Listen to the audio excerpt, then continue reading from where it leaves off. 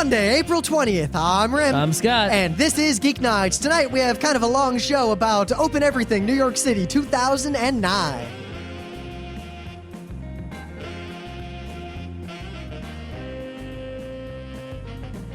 Let's do this. Well, I'm back down to one Red Bull a day. I think that's still possibly not one too many, but perhaps like 6/7, like 6/7 too many. Well, like one a week is maybe okay. Really, I'm averaging like 5 a week, and then my other caffeinated beverages are coffee, as opposed to I don't know, a chemical, a performance-enhancing chemical in a little metal can. You know what I would do if I had like an office, right? What I would do is I would get like some caffeine, like in a like just powdered caffeine in like a little like a spice jar or whatever, right? Yeah. And then I would make decaf. There'd be a coffee maker in the office. You sort of have to have one. And I would get caffeine free, right? But I would put it in a caffeine box so people wouldn't think it was caffeine free. And then what I would do is I would put the caffeine in there from the little medicine, from the spice box. So there would be caffeine in there. So you're and then every week drug your employees. Every week I would put in less and less and less until we had this we would have a can of caffeinated coffee that had caffeine-free coffee in it, and then no one in the office would get any caffeine, but they wouldn't know it. Why would you do that? Get my office off caffeine. But why? Caffeine is good for you. All those Slashdot articles have been pointing that out. It's also bad Alzheimer's. for you. Well, just like alcohol. It's like, yeah, heart disease, this. But it's like, oh, cancer, that. Well, you see, like... it's all, I think, is in terms of you have to have intelligent moderation in all things. Yeah. And few people do that. I mean, if you drink too much water, you die. If you eat too much bread, you die. But I mean, the example of, all right, there's a strong correlation between drinking red wine and not having a heart attack. At the same time, there's a strong correlation between drinking red wine and being a wino. With the Mad Dog. I think some on Night Train. The thing is, I'm saying, is that, there are some things out there where a little bit is too much. Like a heroin, crack. I think we all agree. Yeah, right? But there's nothing out there where zero is no good. Except, just food in general. Regular food. Zero food is bad. Wait, you're saying there's nothing out there where zero water is also bad. But that's it. But at least the thing I was trying to do, it wasn't like, oh, I should not drink caffeine or anything, because I drink caffeine and all these sorts of things all the time, and I use them for runs and energy and all that. But my thinking was more that the more tolerance I build up, much like I've already done with alcohol, the less effective it is, and the more I have to drink, which increases. It's like the drug addict who he does his cocaine or whatever, and he's fine, but then he has to keep using more and more of it to get the same effect, and he has more and more of the side effects. And about a month ago, I was starting to get that with my caffeine. Mm-hmm. And I got down until now it is one one substantially caffeinated beverage per day. I don't count like a can of Coke. Yeah. I guess, isn't there technically caffeine in just like regular old chocolate? Yes. Yeah, so it's like I get caffeine in there, I guess, because I eat chocolate, but Yeah, but I remember when I first drank Red Bull, you drink it and get this rush, and all right, I gotta go do stuff. Go, go, go, puff, puff, puff, 180 miles an hour.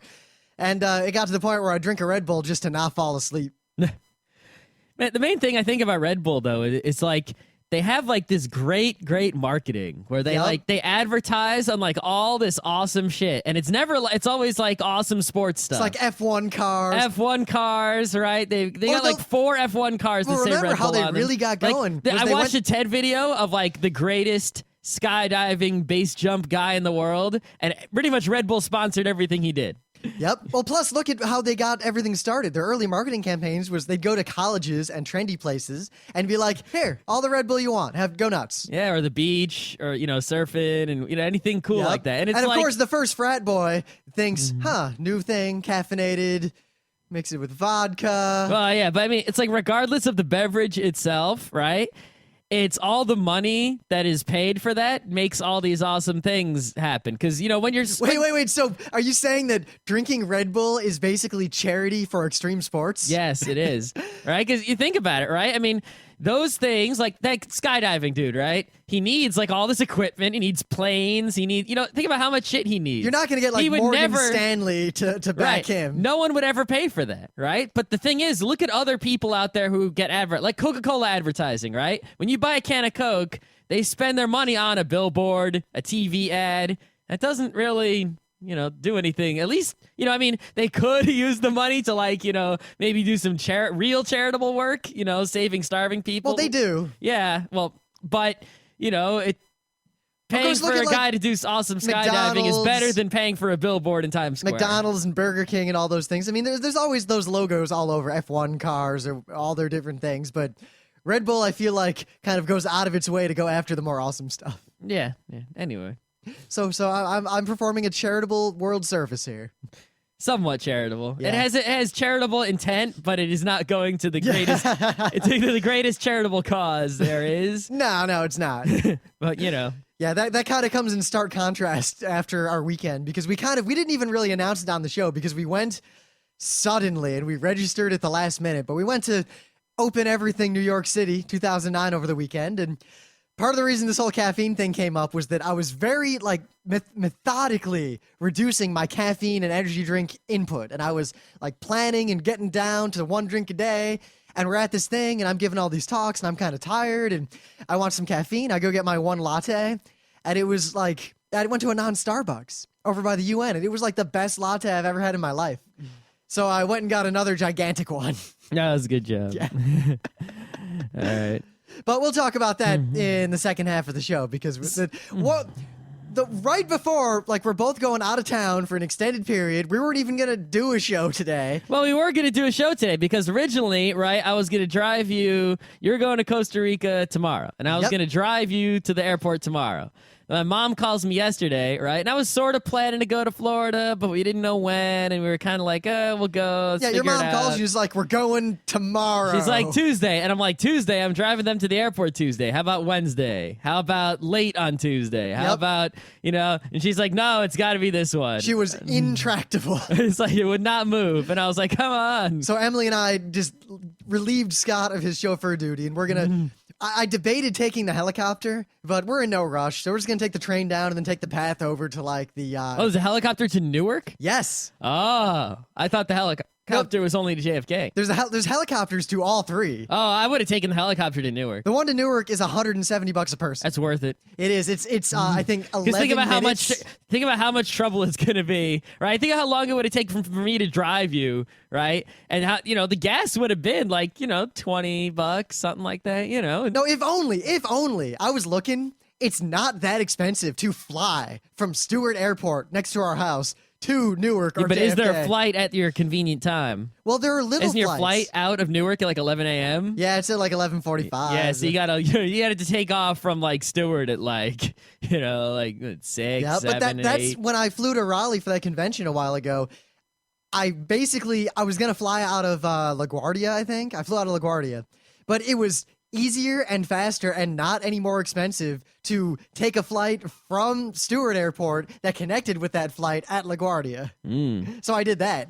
So actually, what my mom figured out that was really smart is that usually every time I gone to Florida, I go to JFK to get on a JetBlue, right? Yeah, because you're obsessed with the JetBlue. But why would I go on any other shitty airline? I kind of see why. Because every time lately, I've flown with JetBlue a couple of times, but I've flown with other airlines a lot because I go places where JetBlue doesn't go. And every time I've flown non-JetBlue, it has been a disaster. Yeah, pretty much. Every single time. JetBlue has all new planes. They all just work. It all just goes. Of course, when we were flying to PAX, remember we get there, we get in line, we're like, yeah, let's go. And then all the computers at the JetBlue terminal stopped working. Well, it's a computer situation. It's not an airplane situation. But yeah. I like how it affected everyone but us because everyone else had a flight in like an hour. And but we had apparently, a flight in like 3 hours. But apparently... JetBlue flies, usually like JetBlue doesn't have a lot of like direct flights. You'll have to go to like JFK. Like if you want to go from Rochester to Florida, you have to go to JFK first and then Florida, right? You can't, there's not a lot of direct action going on. It's like Aerobiz. Right. JFK is like their hub. Right. So, but apparently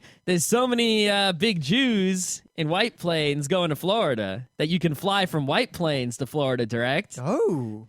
And then that's great because the White Plains Airport is a lot less crowded. It is, So but you just go right through. it depends on when you go because you've driven in White Plains. That's other than that area around Terrytown and 287. That's like the worst place in the world. You for just traffic. go down 684, you get off. It's not a big deal. See, the thing is, I was always driving around there at rush hour. Because, I worked over there. So if I was working at that one hospital, I would have to take 684 up and home in the middle of rush hour. And I would sit for an hour on a 4-mile stretch of freeway. Yeah, that's not the situation. But yeah, there's the White Plains Airport. You can go direct to Florida, which is very nice. Yeah. Much better than, I like JFK. I know my way around. They got a new terminal. Everything's happy there. But, if you go to it's always better to go to smaller airports because there's shorter lines and you can breeze through more easily. If you can avoid the big airport, it's better for your time management. Yep. Plus, small airport, the Wi-Fi always works. Yeah, JFK, usually. the Wi-Fi. Well, we were in that Yeah. annex, Yeah, so there were like 400 people. now they trying have to a new use- terminal. I'm pretty sure the Wi-Fi is better over there. I hope so. Yeah. All right. But this week, we're like, all right, this is going to be an easy, short week. We decide to go to this convention conference. We're going to put up all these pre-recorded shows. And then, everything hits the fan all at once. Now, I'm going out of the country, and Scott's going to Florida. And we went to this thing over the weekend, so here we are. Yep, so we're going to record this. It's actually not night. I'm sorry. Plus, It's like, what time is it? How like come? 10, 11 in the morning? right at this Noon? moment, right as all these things are happening, we think we'll just knock off a quick show or not even do a show. And then there's, the most gigantic technology news in a long time. Yeah, so let's see. Gigantic technology news number 1, right? Adobe is going to put... What was that? It's Adobe. That's the company. Is that an inside joke I don't know about? Or did you It's from high school. This kid used to always say, whenever he said Adobe, he used to be like, Adobe. That's kind of a... Because he transferred it, because he used to say, because apparently when he was in elementary or middle school, right? It's like you learn about Pueblo Indians who make houses out of Adobe. And then they transferred that joke over to the company. Uh-huh. Anyway. Kind of like your Wikipedia. Yeah, Wikipedia. Same kind of thing. So Adobe decided that they're going to put Flash directly into televisions, which means, Netflix, Hulu, YouTube, whatever, just in your TV. Now, this...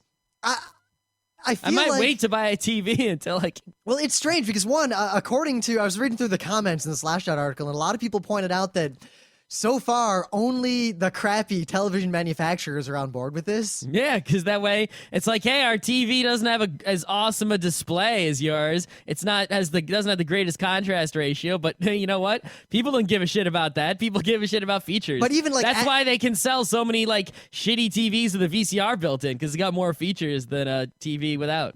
But as of our press time, I guess, I think Samsung is not on board and that sort of thing. But I feel like this is the final piece to this giant, swirling conundrum of what's going to happen to television. Because in the last 6 months, I feel like everything is pointing at television just suddenly imploding.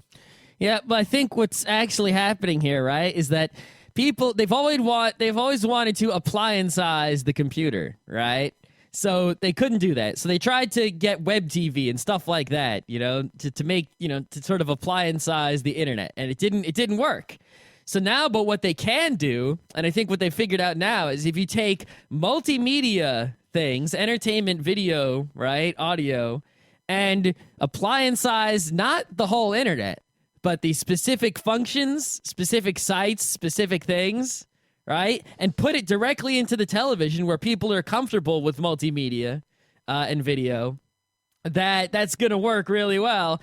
The problem is, of course, it's very non-open, which is... Well, I think we need to look at all the players involved here because I'm not really sure in the end who this is going to benefit and what the ramifications really will be. It benefits the TV manufacturer because they sell more TVs. It benefits the person because now they can watch YouTube on their TV without plugging a let's look at computer this in general. into it. I mean, on one hand, we've got the actual providers, like the Comcast, who they're the ones who have the wire They're unhappy. that goes to my house. They're the losers. But the thing is, their stake is that they basically have two businesses that use the same infrastructure that until recently did not compete with one another, and only nerds understood that they always competed with each other, that they gave, broadcast television, cable TV, and they gave internet.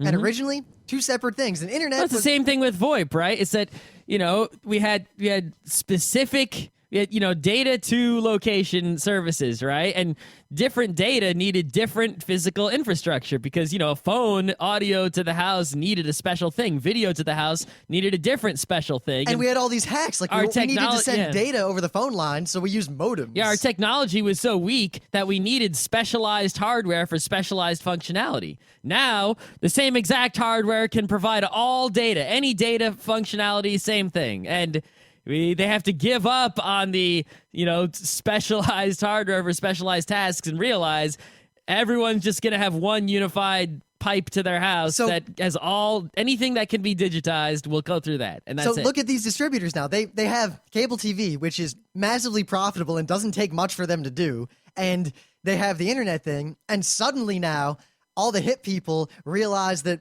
one of those encompasses everything that the other one can provide. And also, they also do phone. It's internet, TV, and phone. And the internet does TV and phone. So why pay? It's like I could pay $90 and I would get internet, TV, and phone. And, and that's $30 each if you divide it out. But instead, I pay $50 for internet. And internet provides TV and But here's phone. the problem, why it's also interconnected. These providers, they make all their money from like cable TV primarily. And suddenly, as more and more people are using the data side and realizing, wait a minute, I get everything I need from the internet. Why do I even pay for cable TV? Yeah, now, they don't. There are advertisements, but the advertisements are directly on the content, so the publishers get that money. Whereas when you have cable TV, right, there's those cable TV ads, so the cable company is getting some money in there, and this, cuts the cable company out. Pretty much everything the internet does is cut out middlemen. Anyone who's a middleman gets cut out because everyone can now directly connect to everyone else. So you don't need a middleman. You don't need a distributor. You don't need someone in between to get your stuff between a publisher and a consumer. It's just direct from creator to eater. The farmer directly to your mouth. No more supermarket. No more, Now, normally, that's what's going on. Normally, this wouldn't be that big of a deal. It would basically be one industry, one segment of an industry that kind of gets obviated by technology and has to adapt, and that's fine. But the real issue here is that they're so interconnected and so incestuous that we look at, well, I felt like I was turning into a rant like Captain Steele, who we'll talk about later. Because the word interconnected, Captain. and then, yeah, Captain. I'll talk about that sometime. But anyway, so the cable companies, they rely on, one, subscriptions to cable TV, which is really expensive, but two, they rely on the fact that there's this whole industry that kind of supports their cable in that they're the different networks that either pay to be carried or pay based on number of subscribers. I think cable companies care a lot more about how many people they can say are subscribed than how many people are paying them to subscribe. Because in the end, remember, television is not a product that is sold to you, the consumer. Television is a product that is sold by one entity to another entity for the purpose of getting eyeballs and then putting advertisements at those eyeballs. Yeah, one guy collects eyeballs, which is you, and sells them to someone else, right? But now, if you will sell your own eyeballs. You have one eyeball and you will sell it on its own, and well, no one will collect them. I have two. One pair. Well, for now, I mean, with 4chan kids getting more and more internet-y and multitasky, are we going to get to the point where there are punk kids who have different screens on each eyeball? Possibly.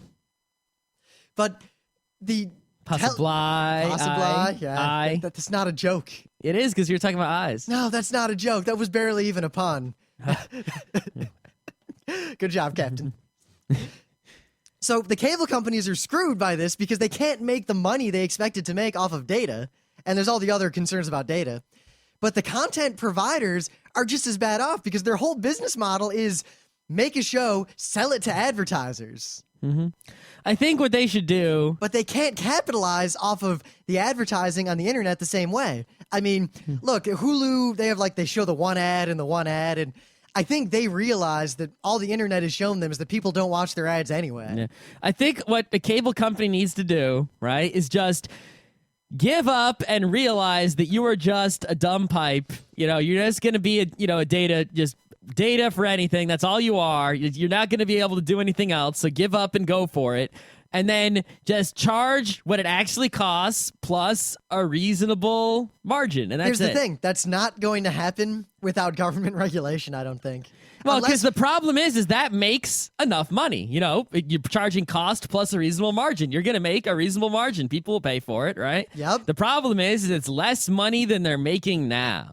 But it's profitable. They'll be able to live forever with that. See, but now what they need it's to less do, than they're making now. we really need, and I bend. And especially if all the cable companies do it, there'll be price wars on it, and the margins will get shoved down. But I bend because that'll be the only always- differentiating factor. I bend very often toward, deregulation in certain sectors, and I generally want to avoid, giant bureaucratic clusterfucks of government controlling industries. But at the same time, we regulate utilities. The government you don't have water companies that are in this sort of growth market trying to capitalize on the fact that they're pumping water into my pipes. Yeah, the thing is, the water company was never private.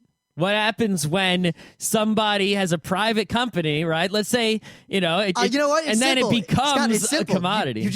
You take it. If it's something that's necessary, and I feel that the internet it's definitely, and data there's no is argument as there. necessary as any other utility now. It is electricity and water. Now it's data. We have these three things. We need some sort of eminent domain that isn't just for physical property. I mean, we were talking about this the other day, Scott and I, because the MLK Foundation is going sue crazy again because people are using Martin Luther King speeches. We need eminent domain for intellectual property, and we need an eminent domain equivalent. The government just needs to regulate data and make it a commodity it's like utility, right now, just like electricity is. Right now, we talk about, like the government buying banks, right? Why does the government have to buy the bank? If the government could just eminent domain the bank, we wouldn't have to pay. How much money would that have saved if the government could just say, okay, so this bank is worth $1 million, Well, Scott, right? remember, why do you have to buy all this bank Scott, stock? Just take the bank. Because the bank is not owned by the bank. The bank is owned by all the shareholders. Yeah, eminent domain. They lose. The problem with that is that if you do it that way, you basically undermine all of the kind of expected integrity of the stock market, and you would cause an economic disaster. Well, it's no different than when you eminent domain someone's house. No, it's not. That's the equivalent of eminent domaining everyone's houses. Yeah. That's not good. No, Scott, practicality always overrides ideology in the end. I'm just saying, we need some more. We need eminent domain to be used in a good way. Yes, but not in the way that you just suggested. That's crazy. Why not? I just think we need the government to regulate data infrastructure as a utility, as opposed to now where it's this kind of Wild West private enterprise craziness. Mm-hmm. Maybe someone should just start a company that is internet utility and then see how you can compete with the cable guys, because your price is going to be way lower than the $50 a month that we have to pay for Optimum Online. Scott, that's basically impossible because of all the last mile concerns. Yeah, but you can get in on that. How are you going to afford to? You start in a city and there's a lot of people doing like last mile Ethernet and stuff. You can get in on that. I don't think it's quite as simple as you're making it out to me, and I don't think it's ever going to happen without government intervention. It's still, someone should try. But try what? Okay, I make an ISP, and what? I just try not to make as much money as everyone else? No, you provide, you just provide internet services, and you don't charge as much as the cable company. So I just have lower prices. That's what you're saying? Yeah. And if there were a space for that, someone would have done it. There's clearly no space for it. I think there's space for it. I disagree. If we could get internet that was just as good as what we have now and cost less money. Yes, and Scott, I don't think that can happen, because if the prices are out of whack, then people would definitely see a business opportunity there. And the fact that no one is really doing this indicates to me that there isn't enough money available. It's not profitable. I think it's just not as profitable. No, I just don't think it's profitable. Anyway, so there was another gigantimous tech news today. What the heck kind of word was that? I know you hate words that are incorrect, so I use it on purpose. I don't mind cromulent words. I live my life in full cromulence, but ginormous is just a stupid word that sounds stupid. Yeah, so I said gigantimous instead. Any word you hate that is ginormous. derivative of ginormous is even worse. And I know that in your mind. So it's even worse? Maybe I should keep going. Ginormous? That sounds more like anal related than... What? Anyway. I think you fixate here. So there were rumors are going around. We didn't even talk about the Flash thing.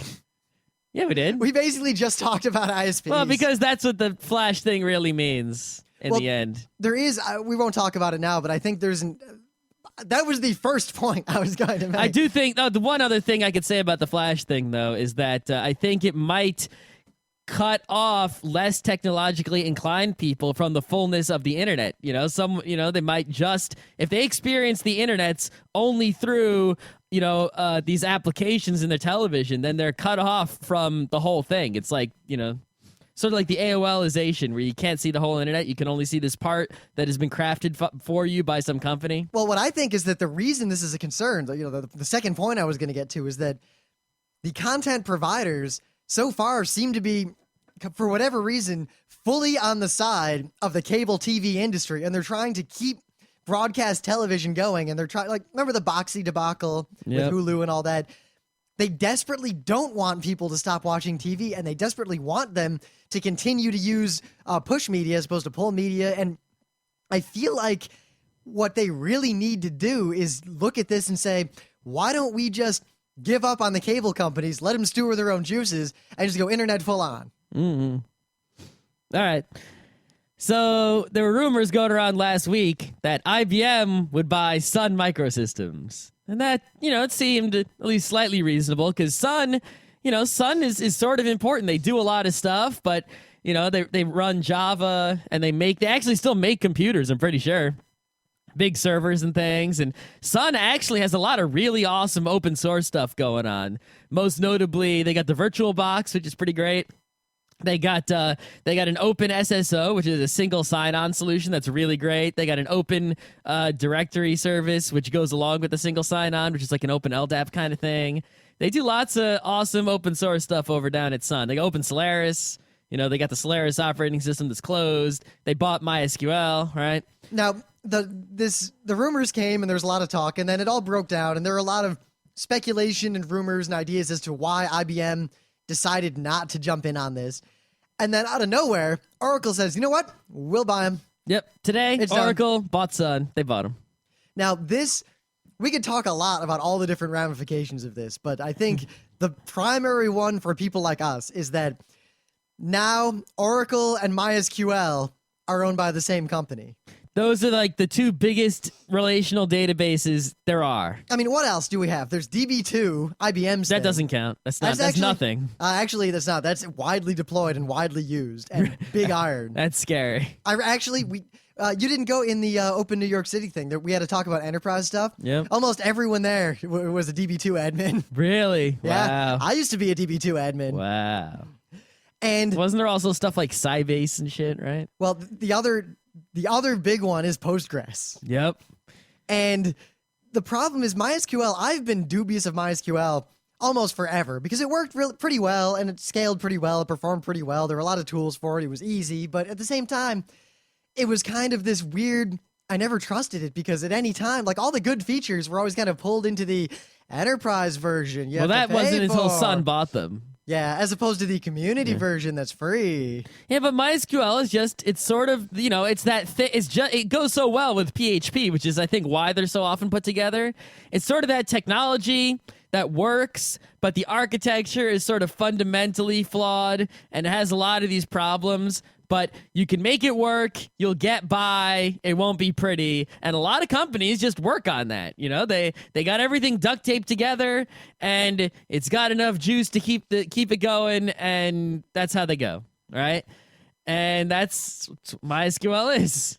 And Oracle is, sort of the real deal. It's got every feature in the known universe. Anytime I've ever had a database problem and I want to do something easily, Oracle always just has the feature, and it's so, perfect and wonderful. The thing is, it costs a fortune to get Oracle. It's like $1 bajillion, and you need $1 bajillion in hardware to run it. You can't just run it on your laptop like you can run MySQL on your laptop. Oh, don't forget MSSQL. Oh, right. Yeah. That's also widely deployed. It is. Yeah, I forgot about that one. Very easy to use. Performs pretty well. Yeah, Microsoft SQL is okay, but it has, it's a typical Microsoft product. Yep. Which is, so that's the only thing wrong with that. All that entails. Yes. But I feel like suddenly, for a long time, I've kind of realized, and a lot of smarter people have realized that we're more and more, at least Web 2.0 style people, reliant on MySQL because everything kind of uses that by default. But at the same time, MySQL seemed like it was getting less and less open and less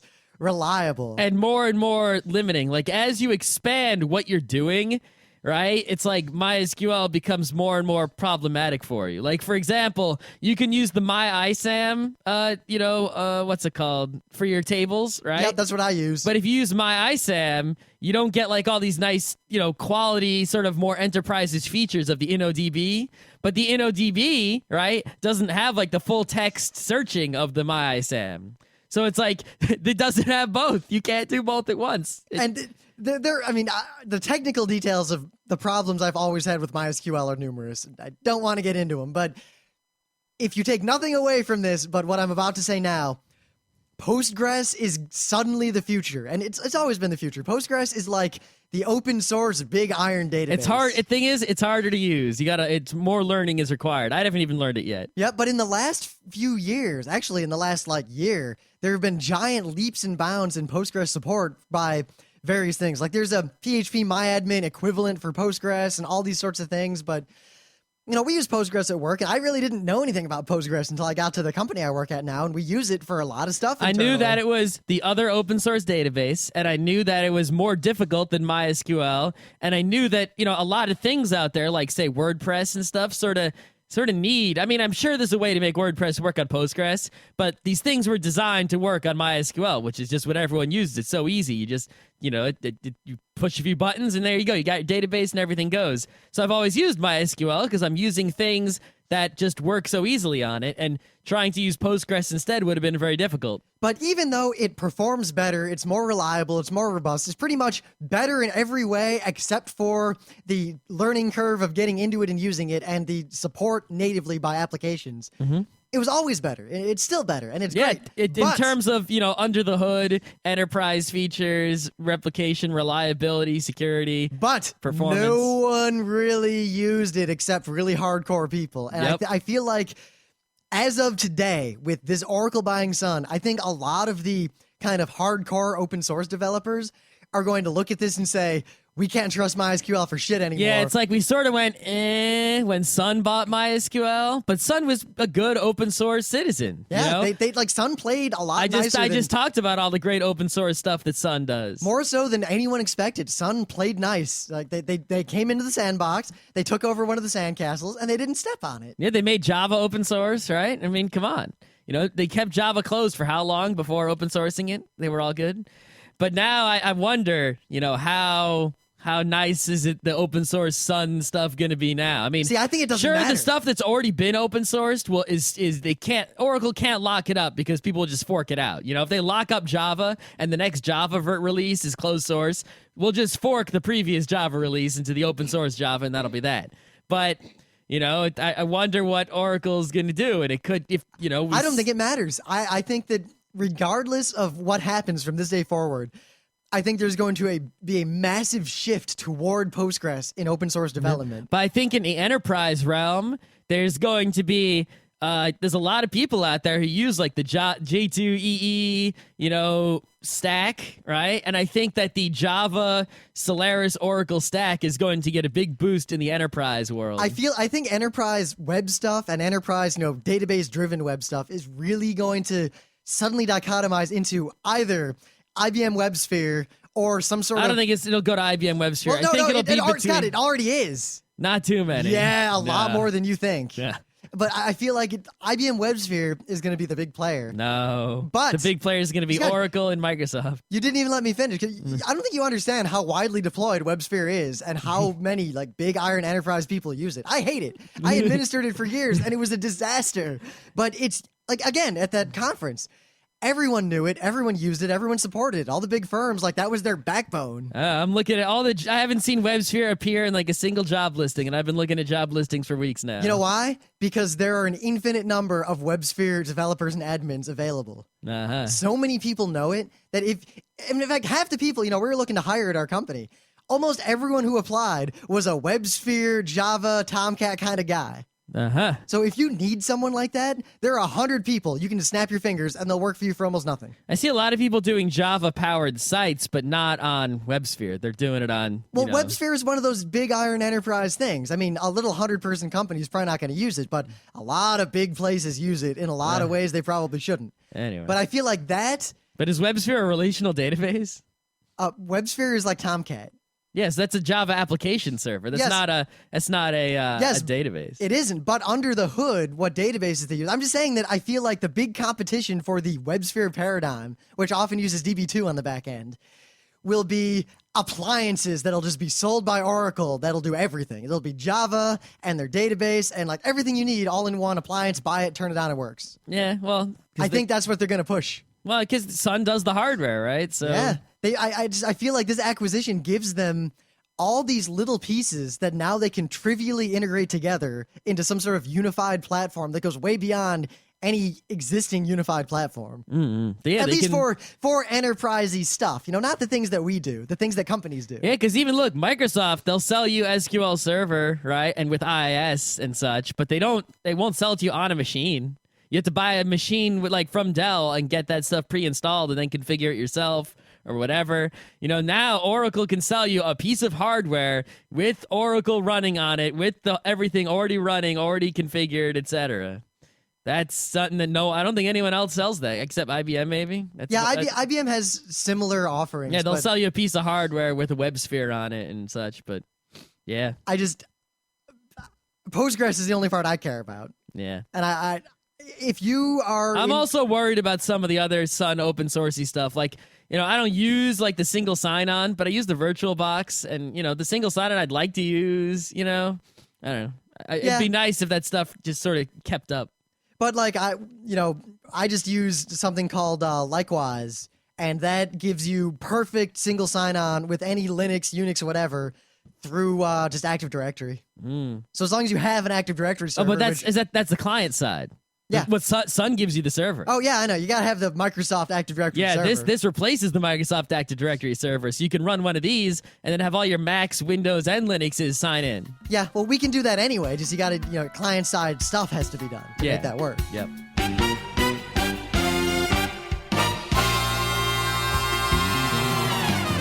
But anyway, things of the day. So do you have a thing? So check this out. There's a website, Geek Stuff for You, number 4 letter U. We'll link. And I bought some stuff from there. I think I bought a Happy Hacking keyboard from there. They sell sort of that, the Japanese sort of peripherals, accessories, stuff that's not so easy to get.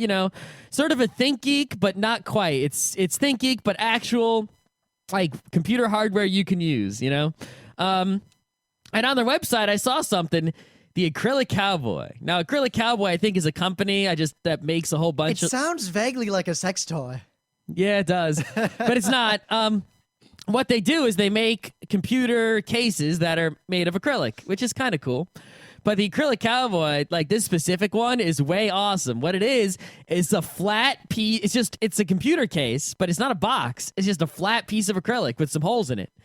And you just screw your computer into it, and it supports ATX and micro ATX. And your computer is open to the air. You've got the drives mounted under the piece of plastic, and you've got the motherboard and the power supply on top of the piece of plastic.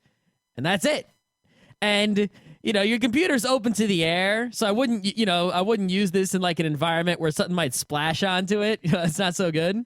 But let's say you're testing a whole bunch of computer parts or, something along those lines, or you just got a new computer and you want to sort of make sure all the parts work and without having to put it into a case. This is totally awesome and totally useful, and it's only, 7,500 yens, I think? It's basically free. I mean, that's 7,500 yens, I think, is $75. That's like a hoji. Yeah, $75 is still, it's not free, right? But yeah, I mean, if you're considering I paid $150 for my case, which is still suboptimal. Yeah, and that's the other thing, right? Is I keep, you keep a computer case around because what if I get some computer parts, you need to test them out. With this, you can get one of these. It takes up almost no space, and you can just get rid of all your junky computer cases. Just have one of these guys. So Scott Johnson, I know that most of your computer stuff is like old, and sort of the idea is to, not buy new stuff, but it's probably worth it to get this acrylic cowboy. At least one of them as your, one computer at a time, testing all the components. Just get one of them, put like some good drives under it, and then put a motherboard on it. Well, you know what I would do if I worked in like a computer donation place or anywhere where I dealt with a lot of old computers? I'd have one of those for every basic like motherboard layout, like every, socket A, whatever, DDR-RAM, whatever. And I'd have each one just exist as a tester of RAM and CPUs and peripherals. These are also really good, right? If you want to do teach some computer hardware stuff to people, teach people how to put computers together. Ah, it's a good idea. It'd be way easier to get acrylic cowboys around the room than to actually have people with these cases going on, with dealing with the mounting brackets and all that other bullshit. So this is a pretty awesome thing right here. And when I get a job again, I might just buy one. So, real quick, you can just watch these videos, but, we talk a lot on Tuesday, or at least we used to, about the Angry Video Game Nerd, and he's a really cool guy. He's really into film his whole life, and he's really talented. He started doing these videos a long time ago about bad old video games. So, the Tuesday Geeknights people all know about him, but Monday people might not. I know there's people who are only into one or two things, and they don't listen to all of the fullness of what we have to offer. But he, independent of being the Angry Video Game Nerd, is like one of the biggest film buff guys I've ever seen. Well, he's not. He's pretty big, but he's not the biggest I've seen. Well, he's one of the biggest I've seen. You know what he has? He's the biggest I've seen that's not stupid and pretentious. But he did this great series of 2 videos reviewing Star Wars. Now, that might seem pointless. I mean, we've all seen Star Wars a million times.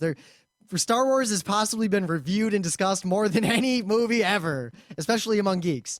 But it amazed me that he was able to make these videos where all he does is review Star Wars from his own personal perspective, and not only enlightened me, but informed me. There were some things I did not realize that he pointed out. I mean, there were some things I did realize, some things I forgot and then were reminded of, but yeah, there's a lot of good stuff going on. All he did was remind me, one, how much I love those movies, and 2, how bad The Phantom Menace really was. Because you always think, maybe it wasn't that bad. I didn't see it through the eyes of a kid. I saw it later. I had high expectations. No, that movie sucks. That movie is awful. It's pretty bad. Phantom Edit, not so bad. Yeah. Phantom Edit's been just sort of coming to my mind a lot lately. Well, because it illustrates everything that's wrong with intellectual property laws today, and everything that was wrong with episode 1. Yep. The Phantom Menace. Okay. So this weekend, as I kept pointing out, we attended kind of suddenly Open Everything, New York City, 2009, which was held in the UNICEF building, at the UN. It took us a little while to find the UNICEF building. Yep. We got to see a cool UN security guard with his awesome dog sniffing for bombs, and we found it. Yeah, he helped us out. He was cool. Yep. But yeah, basically Open Everything. It was sort of like this conference, it's sort of, they ran it like a bar camp, right? And just quickly, basically O'Reilly, of O'Reilly Books, he ran a thing called Foo Camp, which is Friends of O'Reilly Camp, right? And it was sort of a tech conference, but it was like invitation only. So, someone else decided, hey, let's run bar camp, Foo Bar Quux, right? So bar camp was just anyone can show up. We don't even have a freaking schedule, right? And then what we do is at the beginning, everyone gets together and we make the schedule. And if you want to say you want to have a session, you make a session. And if you don't want, if you want to just go, you can go to whatever session you want. And, you're supposed to move around to where, move your feet. To wherever is, best for you to be. And it's like an open convention, right? Imagine if you got to an anime convention and they didn't have a schedule and everyone just got together and was like, let's watch this at 9:00. All right, yeah. And then people who wanted to watch that at 9:00 went and watched it. That's what a bar camp is. So, now, of course, Anime Con, it would just devolve into 400 4chan There's rooms. too many people at an Anime Con for it to work, right? But anyway, at a technology bar camp was specifically technology related. It's all like open source people talking about code and hardware and tech stuff. Open Everything was about open everything. You know, I mean, most of the people there were technologically inclined, but there are also many people who are artistically inclined, you know, open movies, open books, Creative Commons, podcast, you know, everything that is open, whether it is technology or art or other information or otherwise. I mean, there was even open relationships, which was kind of fun. Yeah. And so it was basically anything that is open was going on here, and they ran it like a bar camp where, you know, you make the schedule when you get there and everyone's hanging out and chilling. Yep, so we decided to go kind of out of nowhere. We didn't really know what to expect, and we're not doing this, you know, we're both going out of town kind of shortly. Like, I still haven't packed for my Tomorrow flight, yeah. But we're kind of just going to give you our perspective and how much fun, like, what we did and our fun, and we're not going to do this kind of objective press thing. No. Because we didn't really attend as press. We attended as people. So. Yeah, there were actually people from the Wikimedia Foundation, I think, that were documenting. If you want objective press, go find the Wikimedia stuff that they filmed, and the like they will have all the kind of legitimate information. Yeah, there's also an Open Everything NYC wiki that has info on it. People were documenting like all the different talks and stuff. Yep, I've actually got to go back in and add to that. Yeah, it's missing a lot right now. But anyway, so we get there, and first they have like this little opening bit, right? And the guy who ran the thing talked a little bit, and then the lady from UNICEF talked, and she was pretty cool. And then this dude, Skylar something, talked, and he was awesome. He was really awesome. The guy was like so insightful about like the history and evolution of like web applications, and he runs like a consultancy in Brooklyn or something, like something LLC, right?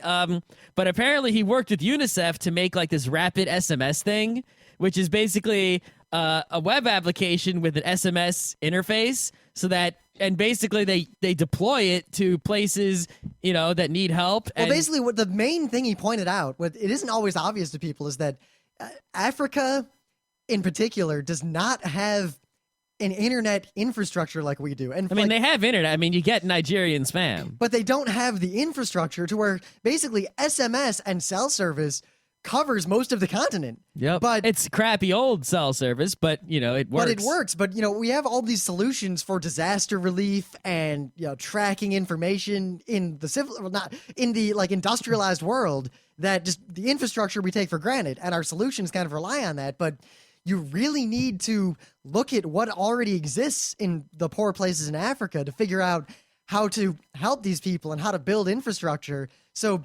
SMS, you know, text messages on cell phones are the most reliable, most pervasive infrastructure there. Mm-hmm. And he talked about how, why don't we use that to help? And why don't we use this to coordinate? And it's been successful to an amazing degree. Yeah. And his talk was amazing. And actually, the slideshow he used is available on the website now. Yeah. Yeah, I mean, it's there's a lot of awesome stuff going on with Rapid SMS. It's worth your time to check it out. One thing, though, I sort of fully realized while he was talking was, you know, you look at like the United States, and the United States, what we're sort of doing here is, you know, we're building things when we want more, right? We build things to be bigger and to have more, right? But you know, what hackers and have always been about sort of is doing more with less, getting the most out of the littlest bit. So it's sort of like in Africa, even though they have less in general, it's like people are all finding ways to do more with that less. And I feel like at some point, right, us doing less with more and them doing more with less, if it keeps progressing, eventually we'll both have the same amount. It's just they'll have the same amount with less, and we'll have the same amount with more.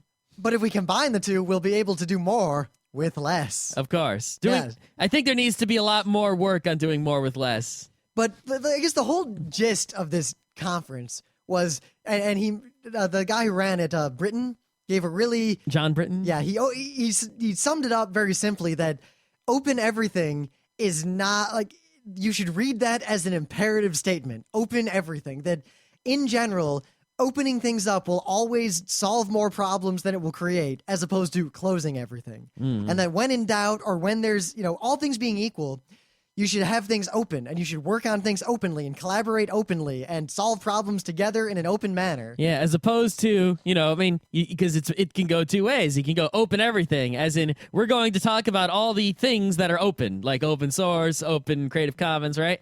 Or I can say, hey, Rim, yeah, you go and open everything. Go right now. Go open it. Go, like a verb, a command. And that's was like, the tricky dual meaning. We are so smart. Yep, and that was the kind of focus. And all these initial speeches were, hey, look at all the things we did, because Rapid SMS and all this stuff, it's all open source software. It has to be. It's just how else could you get it out into these people with no money? But getting volunteers and people together and just openly solving problems. And they solved the problem of how do you track the distribution of DDT-laced bed nets to prevent malaria in Africa? And the answer was, have people who are tracking them just send text messages back to a database. Yeah, like delivered 3 bed nets, text. Delivered 5, text. Oh, this house doesn't have one, send more, text. And then people somewhere else know what to do.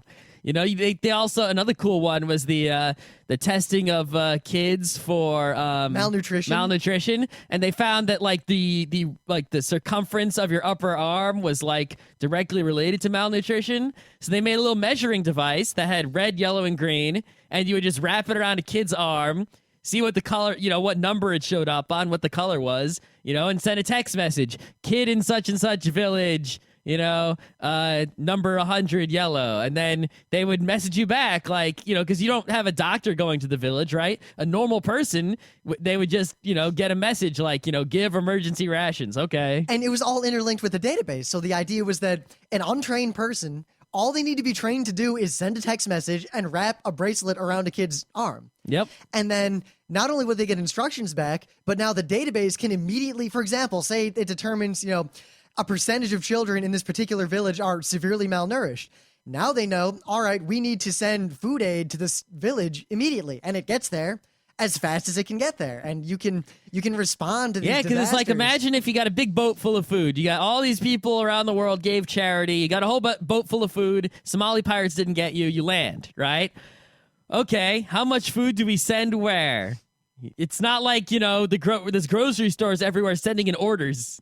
It's difficult to figure out where to send and how much to send where. But anyway, I don't want to because we could do a whole show just about this. I really want to try to get this guy on Geeknights. I'd love to talk to him. Oh, he was really great. So then, we sort of made the schedule and we started going to a few sessions. Yep, with this idea in mind. Everyone put up their little index card of what you wanted to talk about, and we had this kind of group discussions, and some of them were more like lectures, and some of them were more like open discussions. Some of them were just, a question was posed and everyone brought their answers to the table. They're very much more discussion-y than panel-y, When you go to like an anime convention, it's a panel. The people at the top talk, the people sitting there shut up, and but they also go woo. And then at the end, you ask some questions, maybe, right? This is like someone who put up the index card starts the discussion, and then people start talking. It was very much like a salon in the classic sense, not like a hair salon.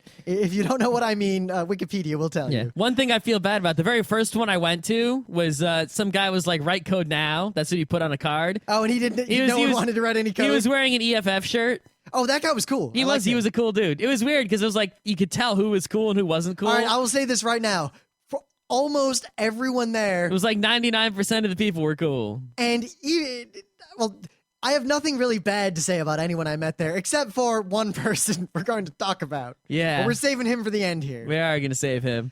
But yeah, we tried to figure out like something to code, because he had apparently at PyCon, he had coded something cool, but it just didn't happen. I sort of felt bad that it didn't happen, but everyone was more in a discussion mode at this point. This was, luckily, the result of all this, at the end, we all talked and got together, and John Britton and everyone, we realized that we can definitely make this a recurring, real thing in New York City.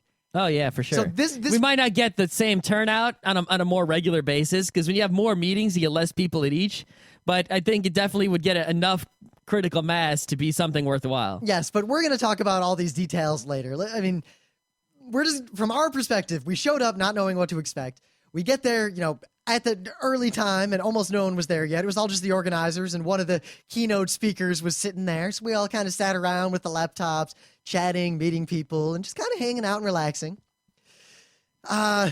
We met one of the keynote speakers right away, Robert Steele. You want to talk about him now? All I will say is that we met him. He was sitting there, and he seemed really cool at first, and he was going to talk about open source intelligence, and I was excited about that. Well, read the description from the the ad copy. So open source intelligence. Oh, I lost my thing. Robert David Steele.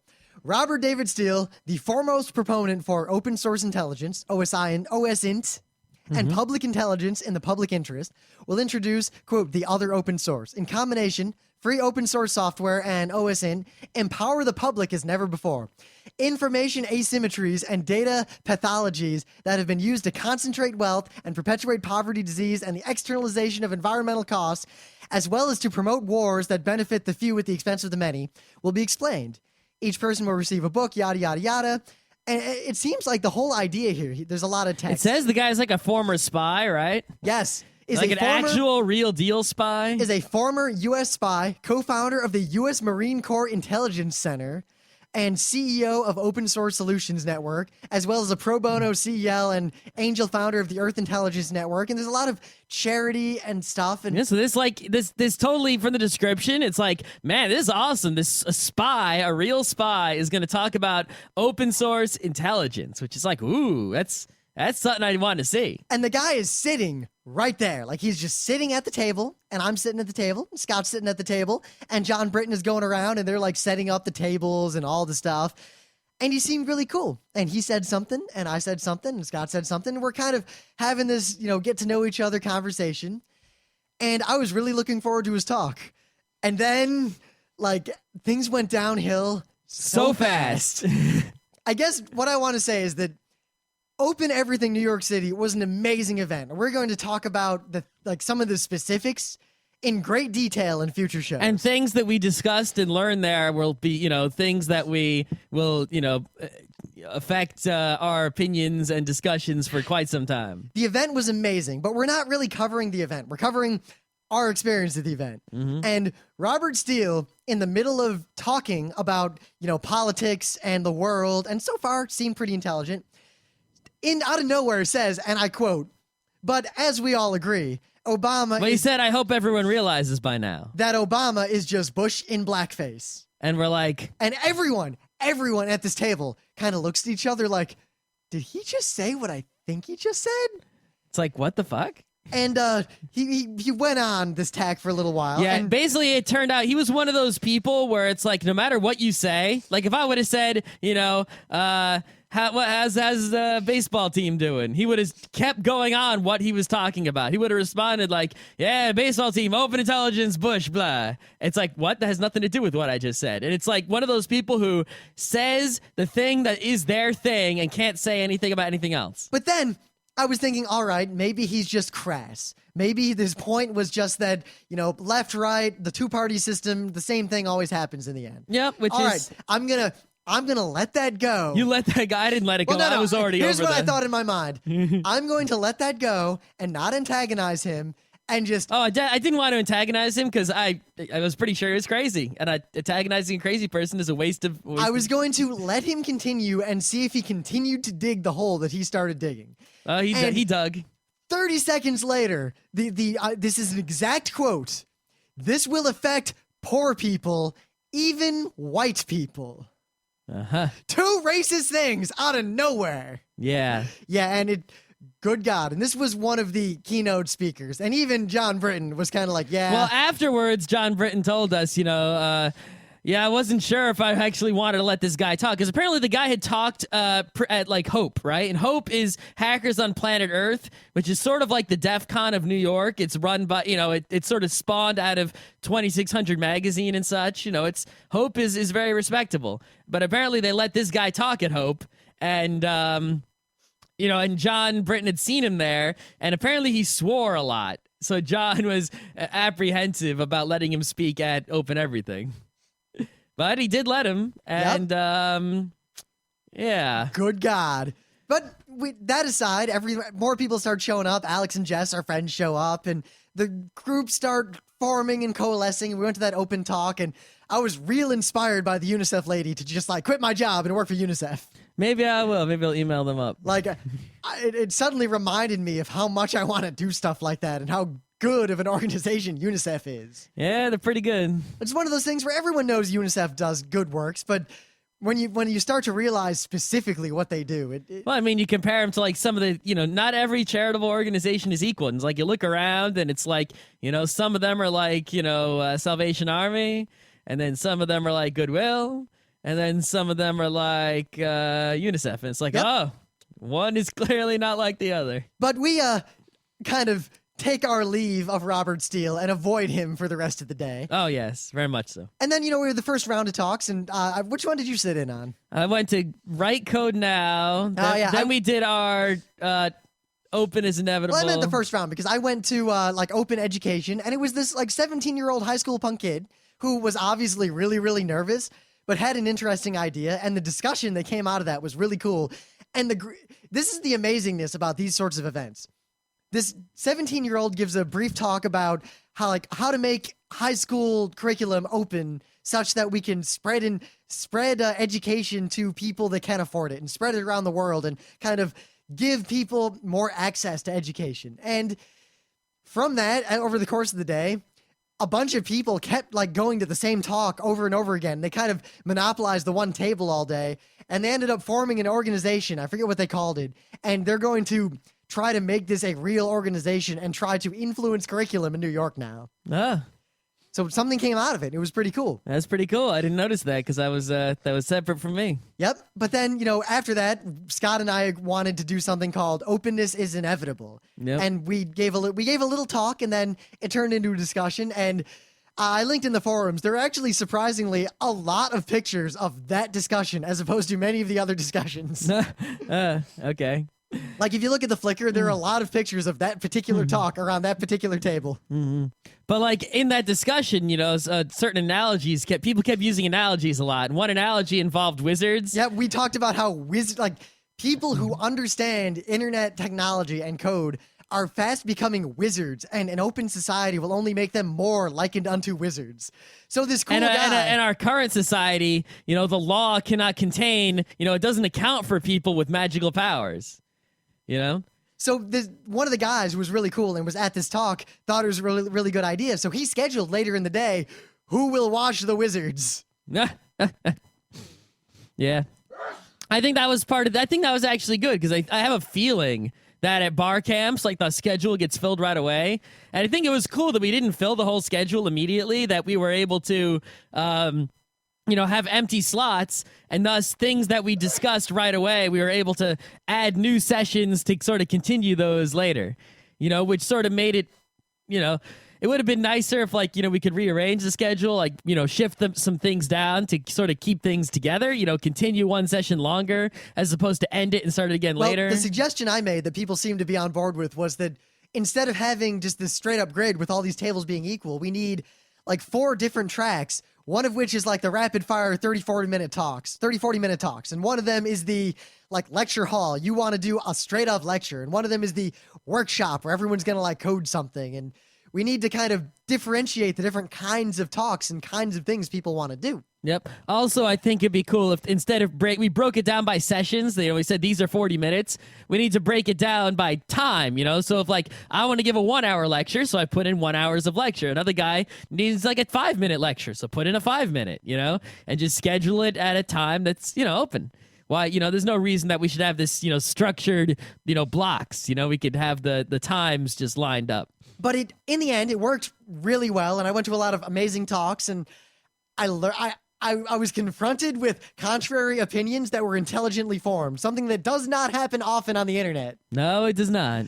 And we're going to have to spend a lot of shows talking about all the details of that. But well, I think mostly what it was, right, is we went to a place that had people who are smart like us and know about and care about the same things we know and care about, but they're strangers. They're people we hadn't met before, and thus they had different ideas than the same old ideas that keep circling around when you stay, in the same communities. You stay in the Front Row Crew, you stay in the Geeknights forum community. You don't, you stay on Slashdot. You don't get, new new ideas coming into the communities like that so often. But if you sit down with like 10 complete strangers and talk about, you all have this common interest, But at the same time, but you don't know each other. all these strangers were all on the same basic level. Everyone Yep. already understood That's what I'm open saying. We source were was. all on the same page, but we all had different ideas because we were from separate places, and thus, there's a lot of valuable things that go on. So a lot then of cross-pollination. they provided a free pizza lunch, and everyone kind of went outside, and it was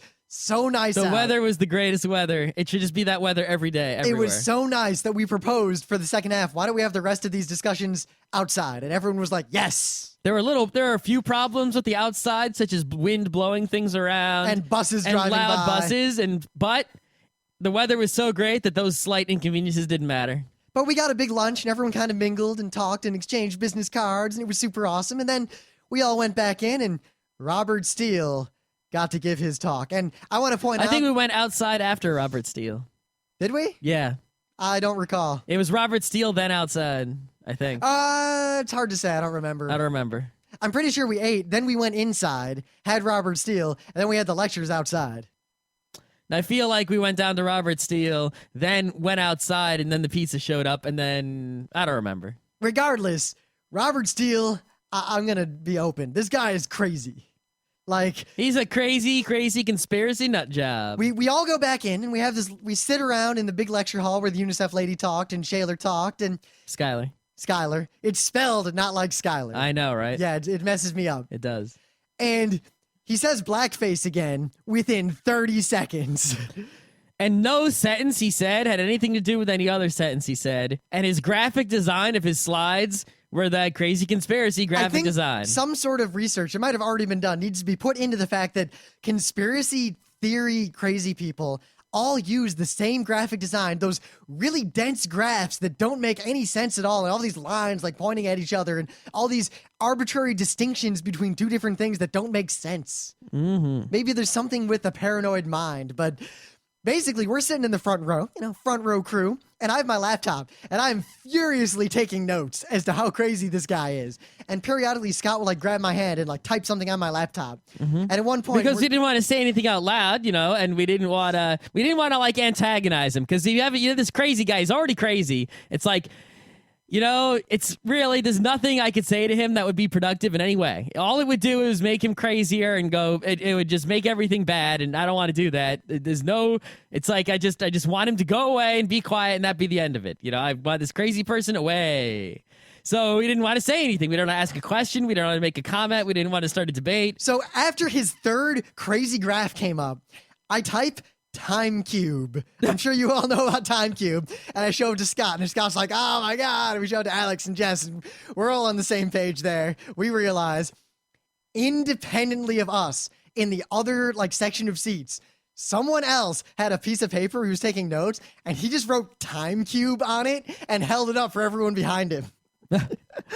So the whole time we're thinking, praying, is everyone on the same page? Yeah, because we're sitting there and we talk to each other and we're like, I hope everyone else in this room thinks he's a crazy conspiracy nut, right? And no one's it's like, challenging because him. there are, crazy conspiracy people. Someone who is seemingly intelligent might be a conspiracy nut. No one's challenging him. Everyone's just kind of letting him talk. People are laughing politely when he, says something funny. He said a few funny things. He did. He had a couple funny jokes. But at the end, we're all walking out, of course. And I remember I walk out and I turn to the cool lady. I forget everyone's names. I'm sorry. But cool girl, number 4. Yep. And I look at her and she looks at me and I was like, are we on the same page? And she says, I think we're on the same page. And then she turns to the guy she was walking out with and he's like, that guy was crazy. Yeah, and there was one guy there, he was cool, but he definitely had one of those situations, what's it called? One of the syndromes? I don't know which one, but it didn't matter. And, even that guy, he was like, nothing that guy said made any sense whatsoever. Oh, the best. The dude who was taking notes specifically for the wiki is standing there afterward with his laptop. And he's holding it and he's looking at it and he looks up and just kind of says to the room, there is no possible way to summarize anything that man said. And everyone goes, Yeah. Yeah. I mean, I like, there were people that I sort of got to know a little bit, for, you hang out with someone for a few hours, and people stand out. So I sort of looked at everyone who I sort of, came to recognize over the course of the morning. And I was like, and they were like, I was sort of like, are we cool? He's like, we're cool. I'm just trying to make sure who's cool.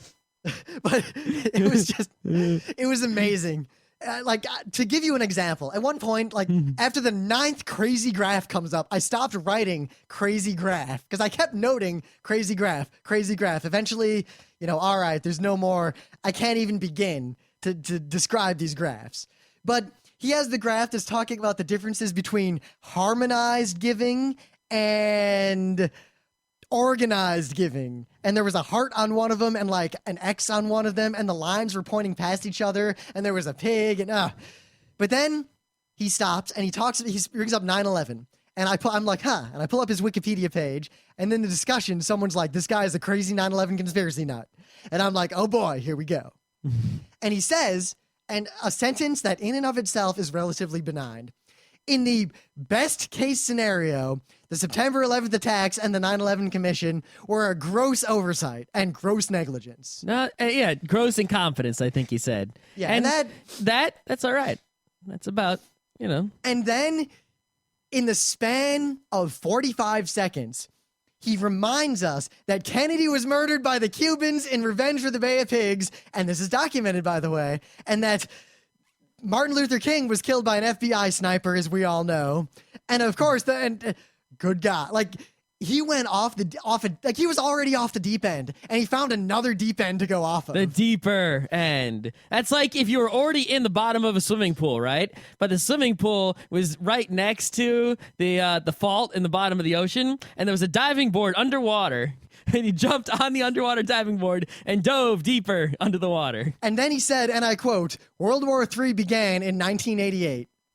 And then that was when Scott grabbed my laptop. He had something to type, and he types, I have to pee.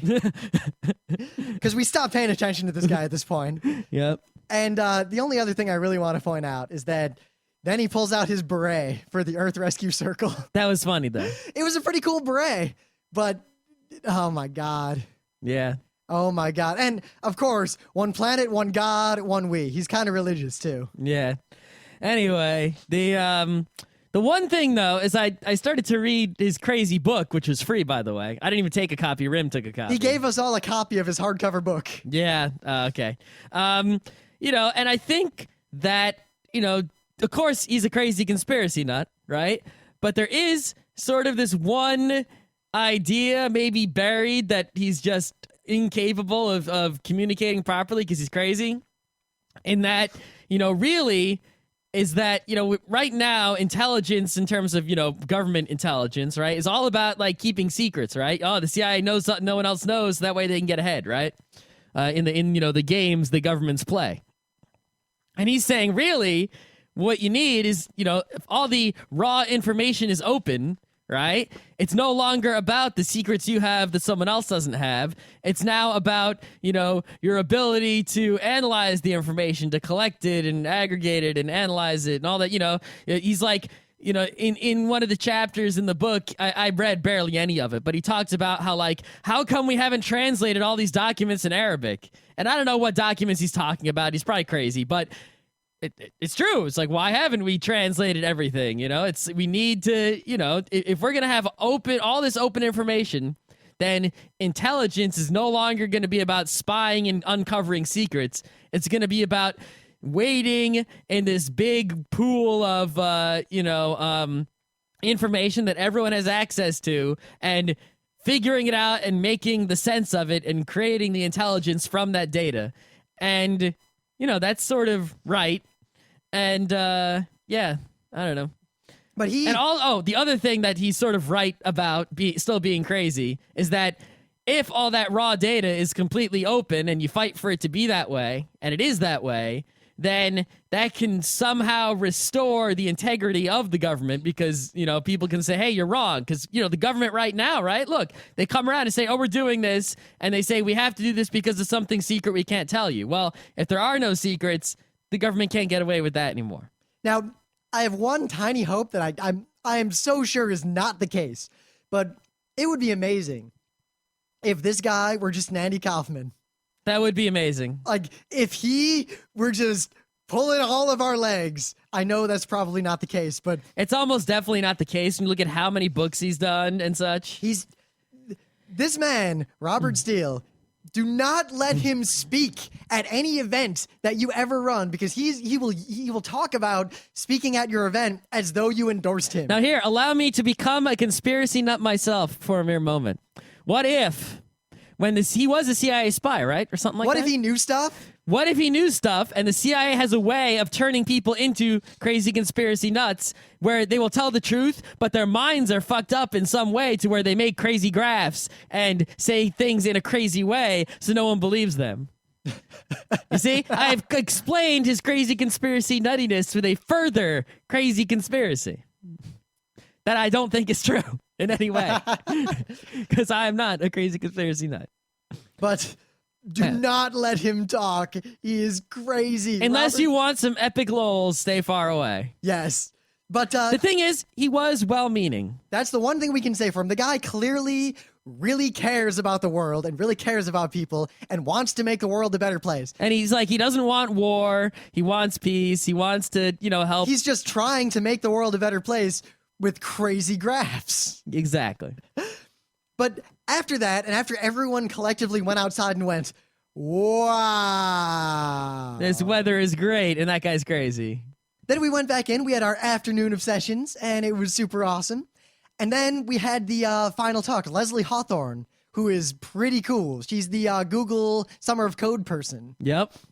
She gave a really short, concise talk about how this kind of open source software stuff can be used to make people respond to problems. And I don't really want to summarize her whole talk, but it was really cool. And she was really cool. Yep. And she didn't have any slides, which is kind of crazy because we had the most slidey person you could ever have. And I liked his delivery. Then someone who was anti-slide. Because we're so used to the TED Talk. Like, we're trying to make all of our panels be like TED Talks. We have like the few. Oh no, I'm talking about Steele with slide crazy. Oh, I was talking about rapid SMS. Skylar had good slides, but he had that rapid fire slide that really makes this cool kind of narrative. Yeah, it helps with the low attention span. Also, it's a different kind of talk, I think, and I think they both have their place. But no, Leslie was like, you know what? Fuck slides. Let's go. Yeah, but I do think. Actually, because I was talking to this cool guy who runs an ebook company, right?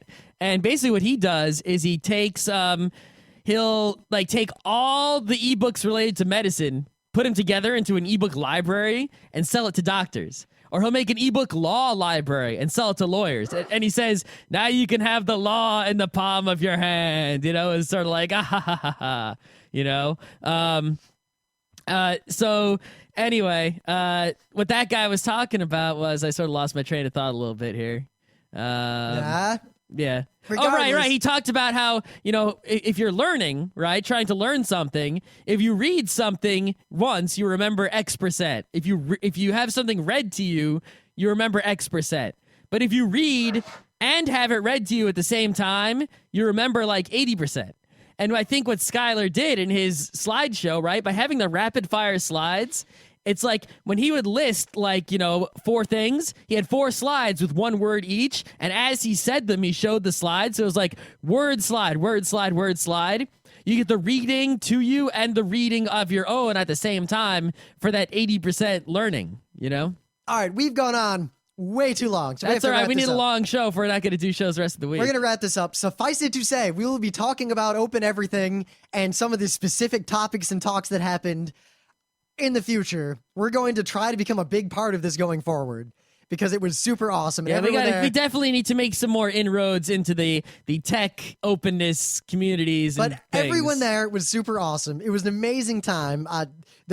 The ideas that were tossed around were great. Everyone's really gung-ho to make the world a better place. And afterward, we all totally hung out. And while the after party had some trouble because the proprietor of McFadden's bar is a Luddite, as far as I can tell, and just failed at everything. Everyone I talked to was super awesome. And all of you out there who are probably listening to this because you got one of my flyers or met me or we talked, I'm going to get in touch with all of you after I get back from Costa Rica.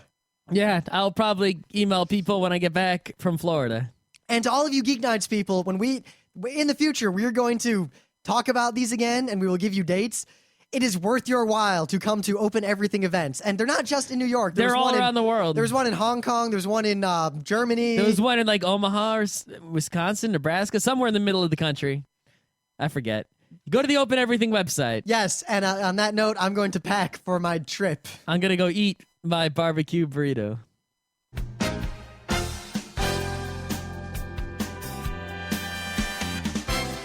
This has been Geek Nights with Rim and Scott. Special thanks to DJ Pretzel for the opening music. Be sure to visit our website at www.frontrowcrew.com, where you'll find show notes, links, our awesome forum, a link to our Frapper map, and links to all the RSS feeds. We say feeds plural because Geek Nights airs 4 nights a week, covering 4 different brands of geekery. Mondays are science and technology. Tuesdays, we have video games, board games, and RPGs. Wednesdays are anime, manga, comic nights. And Thursdays are the catch-alls for various rants and tomfoolery. You can send us feedback by email to geeknights@frontrowcrew.com. Or you can send audio feedback via Odeo. Just click the link that says Send Me an Audio on the right side of our website. If you like what you hear, you can catch the last 100 episodes in iTunes or in your favorite podcatcher. For the complete archives, visit the website, which has everything. Geeknights is distributed under a Creative Commons Attribution Non-Commercial Share-alike 2.5 license. This means you can do whatever you want with it as long as you give us credit, don't make money, and share it in kind. Geeknights is recorded live with no studio and no audience. But unlike those other late shows, it's actually recorded at night.